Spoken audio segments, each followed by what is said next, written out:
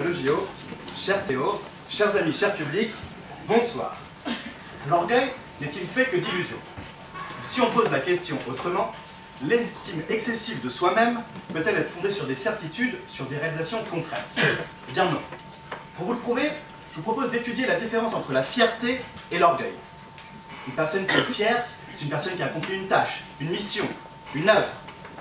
L'objet de sa fierté découle d'efforts immenses, de travail long et difficile.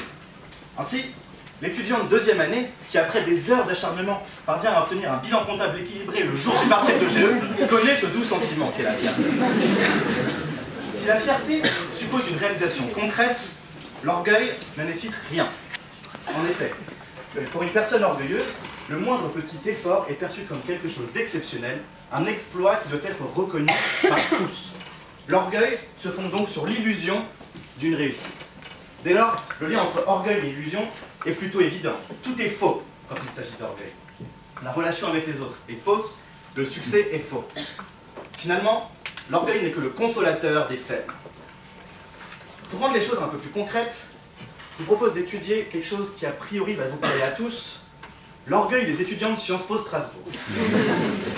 Première question, les étudiants de Sciences Po Strasbourg sont-ils orgueilleux? Moi peut-être, mais si on y réfléchit bien, je pense qu'on l'a tous été un jour. Par exemple, quand on rentre dans nos beaux villages de province, à Fourqueux par exemple. Quand on rentre dans nos beaux villages de province et qu'on nous demande « mais qu'est-ce que tu fais dans la vie ?» On a tous pris ce petit air supérieur. Moi, je suis à Sciences Po. Et alors c'est là que l'illusion commence, c'est qu'on ne dit pas Sciences Po Strasbourg.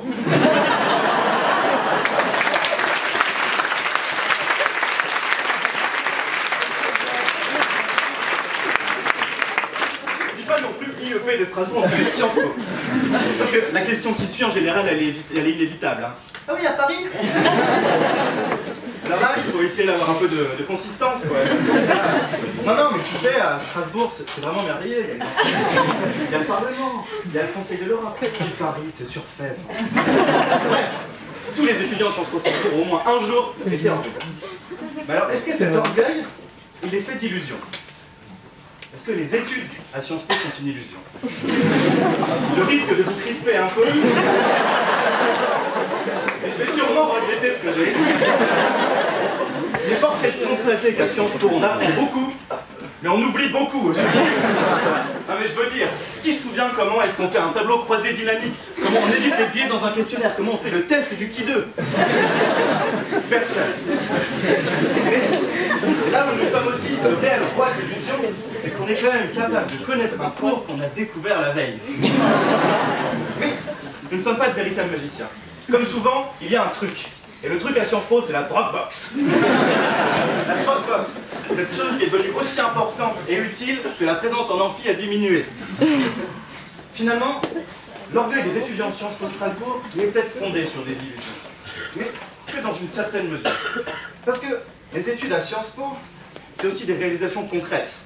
Des engagements associatifs, des professeurs qui parviennent à rendre intéressant quelque chose qui a priori ne l'est absolument pas. Alors je ne sais pas s'il y a des 4A en DAP dans la salle, mais je vous assure que les baux amphithéotiques et les cas de responsabilité sans faute fondés sur la rupture d'égalité devant les charges publiques, c'est vraiment très intéressant. Sinon, les études à Sciences Po, c'est aussi des opportunités incroyables. C'est des rencontres exceptionnelles. Pour toutes ces raisons, dans ce qui pour certains sera une mielleuse conclusion, c'est avec sincérité, mes convictions, que le 5A que je suis, aussi appelé vieux con, affirme au-delà de l'orgueil, qui n'est le fruit que de nombreuses illusions, être fier d'avoir étudié dans cette maison. Merci.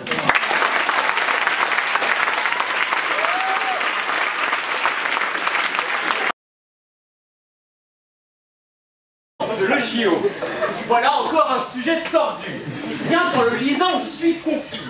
L'orgueil ne fait que d'illusions, mais tout d'abord, commençons par quelques définitions. L'orgueil est le plus grand des péchés. C'est trop se surestimer. Pour le philosophe prussien Schopenhauer, c'est la conviction acquise de notre haute valeur. L'illusion, elle, c'est le mirage mensonger qui est toujours là pour nous tromper. Nos sens se retrouvent perturbés comme s'ils étaient alcoolisés. Ce soir, je défendrai la négation, car polémique est ici une passion. Ainsi, si l'orgueil n'est fait que d'illusion, à nous de le rendre réel. et de pourfendre cette maxime devenue vieille. Ma tirade valse à 3 temps. Le premier acte célèbre le théâtre éloquent, le deuxième pas est le cri du révolté contre la vaniteuse société, le troisième est un chant amoureux et passionné. Non, l'orgueil n'est pas fait d'illusions. On peut être orgueilleux sans aucune fiction. Toute parole n'est pas bobarde de matamore, aux rapières pleines d'oxymores. Ne sommes-nous pas ici dans cet amphithéâtre, sur la grande scène du théâtre Le Monde? Alors, cher public, voilà l'orgueil du théâtre, incarner le vrai dans le faux, car des cœurs battent notre peau. Cyrano de Bergerac, son orgueil n'était-il pas finalement son nez, cette péninsule nasale qui fait sa fierté? De son estradon, il touche les sentiments, soufflant à Roxane ses vers touchants. Ah, que pour son bonheur, je donnerais le mien, quand même s'il ne devrait n'en savoir jamais rien, s'il ne pouvait, parfois, que de loin j'entendisse, rien qu'un peu de bonheur né de mon sacrifice. Public, j'ai compris, ne jetez pas ces vers à la corbeille, devant cette illusion comique, ne baillons pas aux corneilles, car l'orgueil ne fait que d'illusions. Mais de qui vient cette citation? Celle d'un grand général résistant à l'ennemi d'outre-Rhin. Non, pas le grand Charles, mais Louis Fortin. C'est pourquoi je veux rendre hommage ce soir aux résistants, dont les noms s'abîment dans le temps. Ceux dans des caves obscures, entourés du vol lourd des corbeaux qui ne lâchèrent pas un murmure. Silence vers le tombeau. Je me révolte dont nous sommes. Quel orgueil des hommes que de se croire Prométhée et de devenir un révolté. Vanité que de vouloir se sacrifier pour toute l'humanité. Cette folle générosité orgueilleuse donne sa force à l'amour et refuse l'injustice. Il a l'honneur de faire nul calcul dans ce vice. Par vanité, on se donne pour une vie merveilleuse. Ce cri du révolté n'appelle pas le paradis des dieux, mais la lumière sur la terre de nos aïeux. Sur ces sacrifices, nous avons bâti une solidarité de fait. Nous voici un exemple parfait.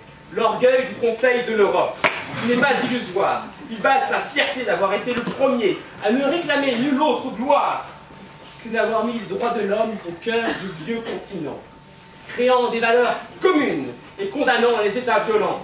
À Strasbourg, on critique le nationalisme de la Hongrie. À Strasbourg, on protège les droits des homosexuels en Tchétchénie.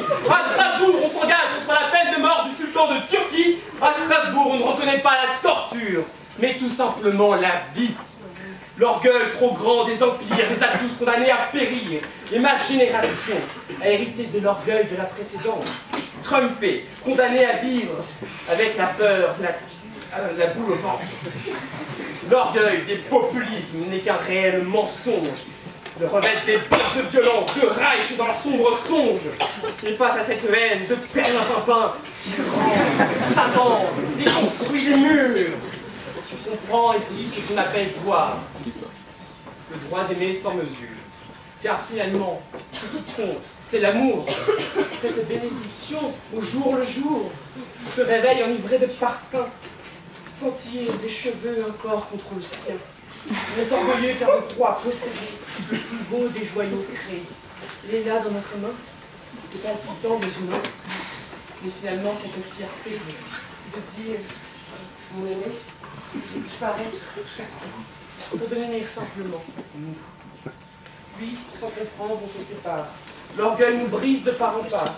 Une séparation, blessure à l'écarlate aux rougeurs. On élargit par fierté sans cœur. Je comprends mieux l'orgueil comme péché, cette vraie souffrance pour l'humanité. Pas d'illusion, nous touchons à la sombre vérité. Tel saint Thomas avec le Christ ressuscité. Pour l'amour de la tragédie, pour la révolte de la vie. Aimer, donner sans espoir de retour, c'est mon orgueil du jour.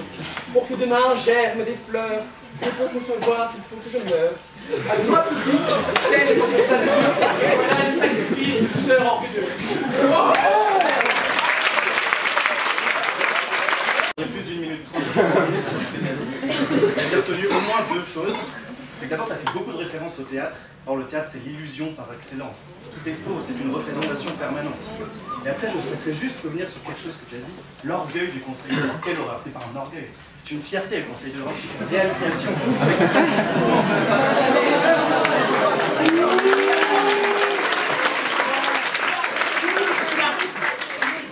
Qu'orgueil réalité sont synonymes. Et si tu repasses à la troisième définition, tu verras que l'orgueil... J'ai plein de petites notes. Tu fais illusion. Les personnes orgueilleuses, on en connaît, mais ils ne viennent pas forcément de Sciences Po. On va prendre deux exemples historiques, Winston Churchill et Charles de Gaulle.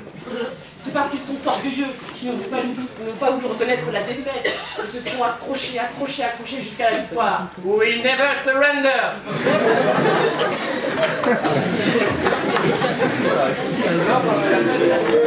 On ne pas, ne se lancera jamais. Et en anglais,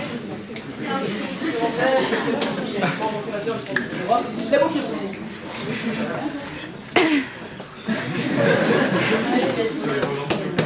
Sur les causes antibiotiques, je n'ai pas de question.